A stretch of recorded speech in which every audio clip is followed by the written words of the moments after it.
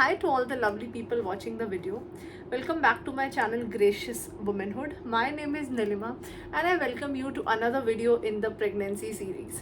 So guys, जो last video मैंने बनाई थी, it was my first ultrasound at 6 weeks. अगर आपने वो देखी है तो बहुत अच्छा है, अगर नहीं देखी है तो मैं उसे यहाँ पर लिंक कर दूँगी, आप जाकर देख सकते हैं.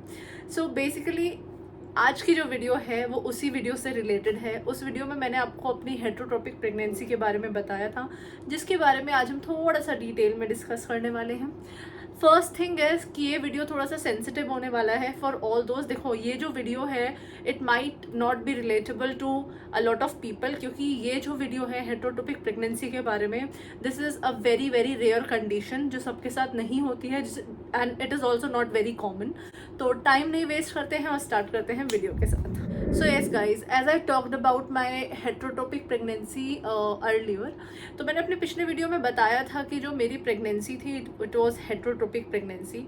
अब आप सब लोग बहुत क्यूरियस हो गए जानने के लिए. जिसको पता है वेल एंड गुड, जिसको नहीं पता है हेट्रोटोपिक प्रेगनेंसी होती क्या है, तो सबसे पहले मैं आपको वो बता देती हूँ, क्योंकि ये बहुत ही अनकॉमन सा नाम है. एक्टोपिक प्रेगनेंसी के बारे में काफ़ी लोगों को पता होता है, दो it is not that common again, but फिर भी एक्टोपिक प्रेगनेंसी वो प्रेगनेंसी होती है जहाँ पे जो एम्ब्रियो है वो आपके यूट्रस में इम्प्लांट होने के बजाय फेलोपियन ट्यूब में या फिर सर्विक्स में या फिर ओवरी में कहीं पे इम्प्लांट हो गया है, तो उस प्रेगनेंसी को कहते हैं एक्टोपिक. बट उससे भी एक रेयर कंडीशन होती है heterotopic pregnancy. Now what is heterotopic pregnancy? So heterotopic pregnancy basically presence of multiple gestations होती हैं, one in the uterine cavity or uterus and other one in the fallopian tube or in the ovary or in the cervix. Basically heterotopic pregnancy में multiple gestations होते हैं, एक से ज़्यादा embryos होते हैं.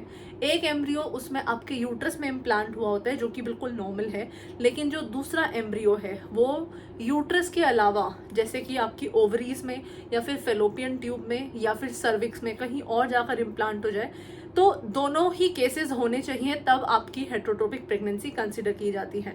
हेट्रोटोपिक प्रेगनेंसी में होता ही यही है कि एक जो नॉर्मल प्रेगनेंसी है वो भी रहती है, यूट्रस में भी रहती है, उसके अलावा जो दूसरा एम्ब्रियो है वो यूट्रस के बाहर कहीं भी इम्प्लांट हो सकता है. तो ये एक बहुत ही रेयर कंडीशन है, मतलब ये इतनी कॉमन नहीं है, हमें इतनी कॉमनली सुनने को भी नहीं मिलती है. It is a very very rare condition और ये 1 in 30,000 केसेस होती है. सो यू नो, मतलब एक नेचुरल प्रेगनेंसी में 1 in 30,000 होना एक काफ़ी रेयर कंडीशन मानी गई है. तो हेट्रोटोपिक प्रेगनेंसी अनफॉर्चुनेटली जो है वो मेरे साथ हुई. सो स्टार्ट करते हैं मेरी पर्सनल स्टोरी और एक्सपीरियंस के साथ. बेसिकली हुआ क्या था, ऑन 21 जनवरी 2021 को I came to know through my blood report that I am pregnant and I was really excited and happy. And you know, ये एक ऐसी गुड न्यूज़ थी जिसको सुन के ना ही मैं बल्कि पूरी फैमिली, फ्रेंड्स, सब लोग, मतलब जिसको उस टाइम पे बताया, all the closed one, they were all so happy to hear it. तो I was so excited. I got my reports from Dr. Lal Path Labs. I went to collect the reports myself and I came back. I was really happy, excited, so curious to break the news to my husband and my family. तो बहुत ही खुश थे हम लोग and we were also happy. And then the days passed. After 2 or 3 days only, मतलब 21 जनवरी को मुझे पता चला that I was pregnant and 2 या 3 दिन बाद ही मुझे हेट्रोटोपिक प्रेगनेंसी के सिम्टम्स जो हैं वो स्टार्ट हो गए. Now the symptoms were really really hard, मतलब सोचते हुए भी फिर से डर लगता है. तो सिम्टम्स जो थे वो, सबसे पहला सिम्टम मेरे को जो आया 2-3 दिन बाद ही जो है वो पहला सिम्टम आ गया था, which was right side pelvic pen. तो एक साइड पे ही मुझे पेन हो रहा था, राइट साइड पे. It was very very stabbing pain, ऐसा पेन जो चुभने वाला होता है, जो बेसिकली अगर आपको कभी किडनी स्टोन हुआ है और आपने वो पेन थोड़ा सा अपने स्टमक में ऊपर फेस किया है, लेकिन ये जो पेन था ये स्टमक में काफ़ी नीचे पेल्विक की साइड पे था, राइट साइड पे था. So it was stabbing pain, it was really painful. तो सबसे पहले वो स्टार्ट हुआ. दूसरा जो मेरे साथ हुआ वो था डिजीनेस, मतलब ज़रा सा भी खड़े हो एकदम से चक्कर आ जाते थे. फेंटिंग, मतलब अगर मैं 10-15 मिनट खड़ी हो गई कुछ भी काम करने के लिए किचन में या कहीं पे भी, तो मुझे प्रॉपर एकदम ब्लैकआउट हो जाता था, चक्कर आ जाते थे। और उसके बाद फटीग, मतलब बहुत ज़्यादा टायर्डनेस भी रहती थी।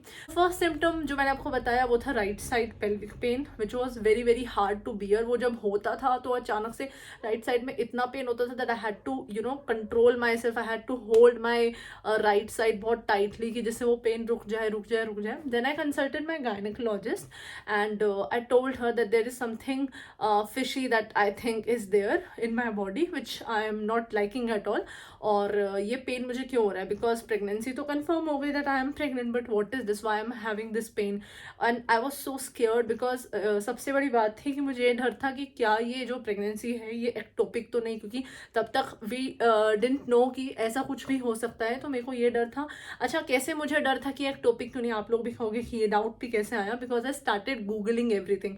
तो हम लोग की क्या आदत होती है ना, हमें कुछ भी होता है ज़रा सा भी तो हम सबसे पहले गूगल बाबा के पास जाते हैं, we type all the symptoms और हमें वहाँ पता चल जाता है कि क्या हमें मतलब पता तो नहीं चलता, बट हाँ गूगल अपने सजेशन ज़रूर दे देता है कि क्या कंडीशन हो सकती है। So same was with me. मैंने गूगल पे लिखना शुरू किया जो जो सिम्टम्स मुझे हो रहे थे, और सबसे पहले फ्लैश हुआ it might be ectopic pregnancy. तो आई वॉज वेरी स्केयर्ड कि अरे मतलब एक तो इतनी अच्छी गुड न्यूज़ मिली, हमने शेयर किया सबके साथ, केक वेक काटा, सब कुछ हुआ, और 3 दिन बाद ही मुझे पेन शुरू हो गया और उसमें पता चल रहा है कि कहीं एक्टोपिक प्रेगनेंसी तो नहीं है। I was very very scared about that. उसके बाद जब मैंने सिम्टम्स को गूगल किया तो उसमें ये भी लिखा था कि आपको विजाइनल ब्लीडिंग भी हो सकती है, which is very very common in this situation. But thankfully fortunately मुझे कोई वेजाइनल ब्लीडिंग नहीं हुई, not even a single drop I faced during that time. तो मुझे एक ऐसा डाउट आ जाता है ना कि यार वेजाइनल ब्लीडिंग तो नहीं है, बाकी 2 सिम्टम्स है, हो सकता है एक्टोपिक प्रेगनेंसी ना हो, ये पेन किसी भी और चीज़ का हो सकता है, मे बी अपेंडिक्स पेन और maybe kidney stone pain, कुछ भी हो सकता है। मतलब अभी जब तक आप एक्सरे नहीं कराते, कोई अल्ट्रासाउंड नहीं कराते, कोई टेस्ट नहीं कराते, आप श्योर भी नहीं हो सकते हो। But somehow I was scared in my mind, in my heart कि डर तो है, कुछ भी हो सकता है। So I consulted and called my doctor.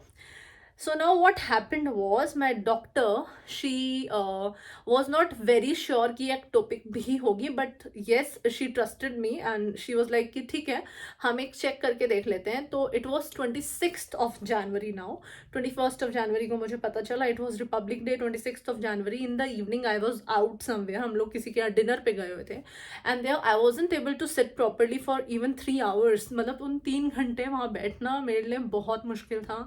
It was very stabbing pain जो मुझे हो रहा था वहाँ पे। तो I talked to my husband, मैंने अपने हस्बैंड को बोला कि let's go get this check, क्योंकि अब मुझसे बर्दाश्त नहीं हो रहा है।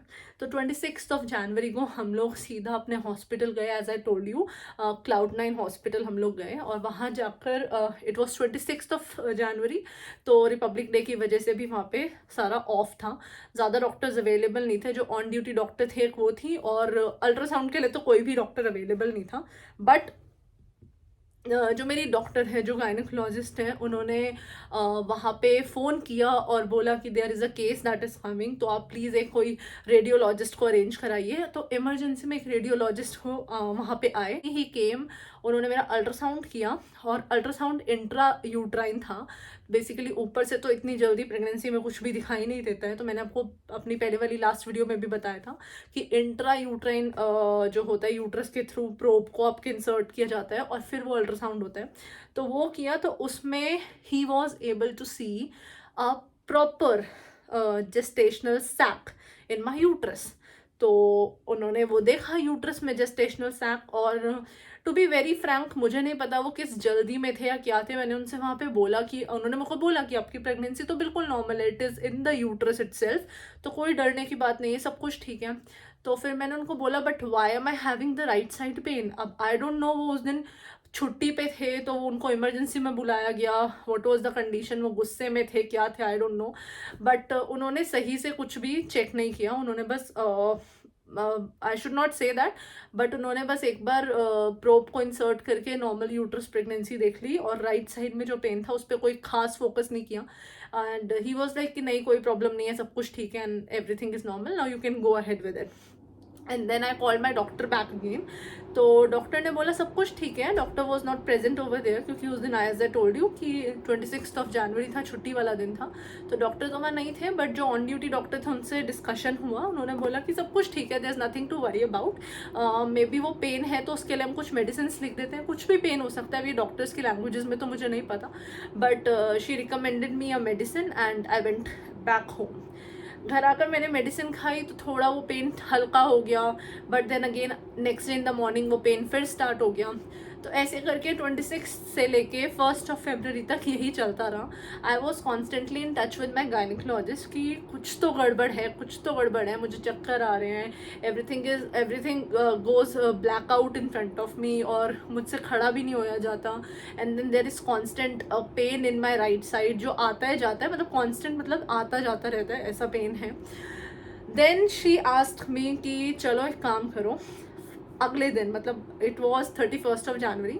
उन्होंने मुझे बोला अब तुम अगले दिन आओ, एक बार एक काम करते हैं, let us do a major ultrasound this time, let us see maybe हो सकता है कुछ हो प्रॉब्लम बट हम डिटेक्ट ना कर पाए हो, तुम एक बार आ जाओ. So next day I went to the hospital back again with my mother in law and my husband.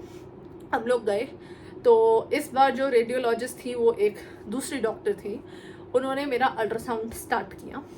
So basically जो यूट्रस वाली प्रेगनेंसी थी वो तो वहाँ पे थी. उन्होंने वो चेक किया and it was all fine and everything was good and everything. तो उन्होंने बोला कि ये तो प्रेगनेंसी ठीक है, बट मैंने बोला कि बिकॉज मेरे को इतना पेन क्यों है, कुछ तो चेक करो, कुछ तो निकलेगा ही ना. जब इतना पेन है तो ऐसा तो होगा नहीं पेन बस होए जा रहा है और कुछ भी नहीं है. तो देन शी वॉज लाइक, उन्होंने बहुत अच्छे से प्रोब को राइट साइड पे लेके चेक किया. दो it was a little painful for me. जब एक प्रोब इतना लंबा आपके बॉडी के अंदर होता है तो पेनफुल तो होता है. उन्होंने राइट साइड पे उसको अच्छे से घुमा के चेक किया and after 10 minutes of doing her thing, जो अपना वो चेक कर रहे थे, उनको कुछ डाउट हुआ, कुछ फिशी लगा. And then she called my gynaecologist. वो भी उस दिन हॉस्पिटल में अवेलेबल थी. वो आई, उन दोनों ने मिलकर कुछ डिस्कशन किया and then they asked me to go and sit in the clinic. Doctor के कैबिन में बैठने को बोला. हम लोग डॉक्टर के कैबिन में बैठे and then my gynaecologist told me कि तुम्हें एक और प्रेगनेंसी है जो यूट्रस के बाहर इम्प्लांटेड है, which is in your right fallopian tube. तो इट वॉज़ वेरी शॉकिंग हम सबके लिए, मतलब हम तीनों के लिए इतना शॉकिंग था कि ऐसी कैसे प्रेगनेंसी हो सकती है. कि एक्टोपिक प्रेगनेंसी अगर होती तो वो तो यूट्रस में होती नहीं, वो इधर उधर कहीं पे होती, लेकिन यूट्रस में भी है और उसके बाद फेलोपियन ट्यूब में भी है. So this was quite shocking for us. तो उन्होंने बोला इस प्रेगनेंसी को, it is a very rare condition और इसको हम कहते हैं heterotopic pregnancy. So then that day I came to know कि हेट्रोटोपिक प्रेगनेंसी होती क्या है. नाउ अब हमारे सामने दो रास्ते थे. जो मेरी सेकंड प्रेगनेंसी थी जो हेट्रोटोपिक राइट फेलोपियन ट्यूब में थी, वो बेसिकली उस टाइम तक रप्चर हो चुकी थी. और अगर एक प्रेगनेंसी रप्चर हो जाए तो मदर की हेल्थ के लिए बहुत रिस्की हो सकती है क्योंकि वो ब्लड ब्लॉकेज कर देती है. तो बहुत डर गए थे हम लोग. मतलब ये था, my husband is very very strong. तो उन्होंने बोला कि कोई नहीं, let's see what is to be done now. तो डॉक्टर ने बताया कि देखो हमारे सामने दो रास्ते हैं. अब तो वो रप्चर हो चुकी है तो या तो इसको ऐसी छोड़ देते हैं, विद टाइम ये अपने आप ही निकल जाएगी, अपने आप ही इट विल सॉल्व आउट. ठीक है. दूसरा ऑप्शन है कि हम लोग लैप्रोस्कोपिक सर्जरी करते हैं. ये एक ऐसी सर्जरी होगी जिसमें प्रॉपरली इंसिजन लगा के, मतलब आपके अंदर, आपकी बॉडी के अंदर, आपके स्टमक पे 2 कट साइड से और 1 कट बीच में लगता है. बीच वाले कट से कैमरा इंसर्ट करते हैं, साइड वाले कट से वो अपने टूल्स इंसर्ट करते हैं और जो राइट फेलोपियन ट्यूब है उसको रिमूव कर देते हैं. तो सब मतलब बेसिकली आप लोग को पता होगा कि every women is born with 2 fallopian tubes, एक राइट साइड एक लेफ्ट साइड में. तो मेरी जो राइट फेलोपियन ट्यूब है उसको रिमूव करने का it was suggested by the doctor to remove the right fallopian tube, क्योंकि लेफ्ट फेलोपियन ट्यूब तो है ही, मतलब उससे आगे लाइफ में फ्यूचर में काम होता रहेगा, बट राइट फेलोपियन ट्यूब को रिमूव कर देते हैं. तो अब it was a big decision for us to decide to make. तो बेसिकली हम लोग ने काफ़ी सोचा. My mother in law called my father in law. She was very worried and she started crying. I started crying कि ये क्या हो गया, ऐसे सब, मतलब इन सब चीज़ों में डर तो लग ही जाता है. तो basically she called my mother. तो मतलब सब लोग इतना, मतलब कि क्या करें, समझ नहीं आ रहा था. ऐसे एकदम से डिसीजन इन सब मामलों में लिया नहीं जाता. But then finally, my husband being very strong, he had a word with the doctor, a senior gynecologist that were present over there. तो she was present over there, तो हस्बैंड ने उनसे बात किया, सब कुछ किया, और ये डिसाइड हुआ कि let us go ahead with the procedure, let us go ahead with the laparoscopic surgery, और इसको रिमूव कर देते हैं, क्योंकि हम किसी भी तरीके का रिस्क नहीं लेंगे, हमें बस इससे रिड ऑफ होना है, क्योंकि कोई फ़ायदा नहीं है, पेन होता रहेगा, मैं परेशान होती रहूँगी, so let us go ahead and get rid of this procedure. तो उसके बाद हम लोगों ने डिसाइड करने के बाद मुझे फाइनली 4 घंटे, क्योंकि ऐसा होता है कि आपको 8 आवर्स ऑफ एम्प्टी स्टमक रहना पड़ता है बिफोर द सर्जरी, तो 4 घंटे मेरा वही प्रॉपर ड्रिप लगा, और उन्होंने जो भी उनके ब्लड रिपोर्ट्स वगैरह उनको लेने थे, जो भी सब करना था उन्होंने सब किया। और उसके आफ्टर 4 आवर्स ऑफ इट, तब तक वहाँ पे मेरे फादर इन लॉ भी आ चुके थे, और मतलब my mother was also present over there, तो तब तक जो था सर्जरी वो हो चुकी थी। मतलब I went to the operation theatre, और हमने इंस्टेंटली बिना सोचे मतलब बिना ज़्यादा टाइम वेस्ट किए सर्जरी करा दी, लैप्रोस्कोपिक सर्जरी। सर्जरी में मुझे एनेस्थीसिया दिया गया, क्योंकि इट वाज मतलब स्टमक पे कट्स लगने वाले थे, तो एनेस्थीसिया जो था वो देना था। बट अब इसकी भी एक स्टोरी है सर्जरी के टाइम पे क्या हुआ, because I also had a normal pregnancy in the uterus. तो डॉक्टर्स ने बोला कि जो एनेस्थीसिया दिया जाएगा वो स्ट्रॉन्ग नहीं देंगे, क्योंकि आपके ऑलरेडी एक प्रेगनेंसी भी एग्जिस्ट करती है। तो एनेस्थीसिया जो था वो काफ़ी माइल्ड था, दो मैं बेहोश थी पूरे टाइम, बट फिर भी वो काफ़ी माइल्ड था, जिससे जो दूसरी वाली प्रेगनेंसी है वो अफेक्ट ना हो। नाउ अब आप लोग ये सोचोगे कि दूसरी प्रेगनेंसी पे क्या कोई असर पड़ा या क्या जो भी हुआ उसके बारे में, तो मैं आपको बता दूं कि मुझे तो नहीं बताया, but the senior gynaecologist who was present over there, she talked to my husband, और उन्होंने मेरे हस्बैंड को ज़रूर ये बात बोली कि देखो we are going ahead with the laparoscopic surgery, और इससे ऐसा नहीं होता कि जो नॉर्मल प्रेगनेंसी है वो अफेक्ट होए, बट फिर भी मैं आपको बता दूं that we can not guarantee you कि जो यूट्रस वाली प्रेगनेंसी है वो सेफ रहेगी। तो now my husband had to he had 2 options in front of him कि क्या करें, कि या तो फेलोपियन ट्यूब को रहने दें, क्योंकि हमें तो यूट्रस वाली प्रेगनेंसी भी चाहिए, या फिर रिस्क लेके देख लें, but he never wanted me to suffer with any pain. तो हमने ये डिसाइड किया, he didn't tell me this, उन्होंने मेरे को तब बताया नहीं कि ऐसा कुछ डॉक्टर ने बोला है कि यूट्रस वाली प्रेगनेंसी भी अफेक्ट हो सकती है, तो he didn't tell me this. तो इसके बाद जब सर्जरी हो गई, सब कुछ हो गया, फिर उसके बाद अगले दिन सुबह सुबह एक अल्ट्रासाउंड हुआ, जिसमें ये पता चला कि जो यूट्रस वाली प्रेगनेंसी है वो सेफ़ है, it is going ahead quite well. Heartbeat भी, तो जो मैंने आपको लास्ट वीडियो में बताया था कि मेरी जो फर्स्ट अल्ट्रासाउंड हुआ था एट 6 वीक्स, वो तभी हुआ था। तो it was a very different experience for me. I never thought कि ऐसा कुछ हेटेरोटोपिक प्रेगनेंसी 1 in 30,000 केस मेरे साथ होगा, but then it happened. Now why am I making this video is कि ऐसा होता है जब हम किसी चीज़ से सफ़र कर रहे होते हैं और हम कोई वीडियो देख के उनसे रिलेट कर पाते हैं, उस वीडियो से रिलेट कर पाते हैं, तो हमें काफ़ी संतुष्टि मिलती है। हमें ऐसा लगता है कि चलो ये जो सिम्टम्स हमें हो रहे हैं किसी और के साथ भी हो चुके हैं, and we can relate, we can ask that person, कोई क्वेश्चन होता है, कुछ भी होता है, हम उनसे पूछ सकते हैं, क्योंकि हमें पता है कि अब जैसे आई am pregnant right now, so I am consulting a lot of pregnant women, या फिर ऐसे काफ़ी सारे लोग जो अभी अभी अपनी प्रेगनेंसी फिनिश कर चुके हैं। मैं उनसे कुछ ना कुछ पूछती रहती हूँ, एवरी डे बेसिस पे कुछ ना कुछ क्वेश्चंस मेरे पास होते हैं उनसे पूछने के लिए। तो इसी तरीके से हम जब कोई कंडीशन से गो थ्रू कर रहे होते हैं, तो हम चाहते हैं कि हमें ऐसी कोई वीडियो मिल जाए जिसके साथ ऐसा कुछ हुआ हो, हम उनसे रिलेट कर पाए। तो that is I am making this video. अगर किसी की आई वुड नेवर वॉन्ट कि किसी के साथ भी ऐसा हो, हेटेरोटोपिक प्रेगनेंसी हो, बट अगर आप उन 1 in 30,000 केसेस में से हो, और अगर आपको ये वीडियो रिलेटेबल लगती है, you can ask me any question any time. आप नीचे कमेंट करके पूछ सकते हो, आप इंस्टाग्राम पे मेरे जा सकते हो, इंस्टाग्राम आईडी मैं लिंक कर देती हूँ, यहाँ पे लिख देती हूँ, आप इस पे जाकर मुझे मैसेज कर सकते हो, डीएम कर सकते हो। हेटेरोटोपिक प्रेगनेंसी से रिलेटेड कोई भी क्वेश्चन होगा तो मैं उसको डेफिनेटली आंसर करूँगी। So basically everything fortunately went very well, सब कुछ ठीक ठाक हो गया, and I am quite happy with it because of my husband's support, सबसे ज़्यादा वही था। उसके बाद फैमिली का सपोर्ट, इन सब से और बाय गॉड्स ग्रेस सब कुछ थैंकफुली सही से हो गया है। So this was my heterotopic pregnancy story. Laparoscopic surgery जो हुई थी वो इतनी पेनफुल नहीं थी। जो कट्स का पेन था वो 2-4 दिन, 1 हफ्ता मैक्सिमम थोड़ा सा रहा था, but it went very well. जो सीनियर गायनोकोलॉजिस्ट ने लैप्रोस्कोपिक सर्जरी करी थी वही आज मेरी प्रेगनेंसी को देख रही हैं, तो I am very thankful to her also. So सब कुछ अच्छे से हो गया, सब कुछ बढ़िया हो गया। So thank you so much guys for watching the video. अगर आपको वीडियो पसंद आए तो please hit like button, share भी करना किसी के साथ ऐसी कंडीशन हो तो, और कमेंट्स करना अपनी क्वेरी, और सब्सक्राइब तो डेफिनेटली कर लेना। अगली वीडियो जो होगी it will be about my first month of pregnancy.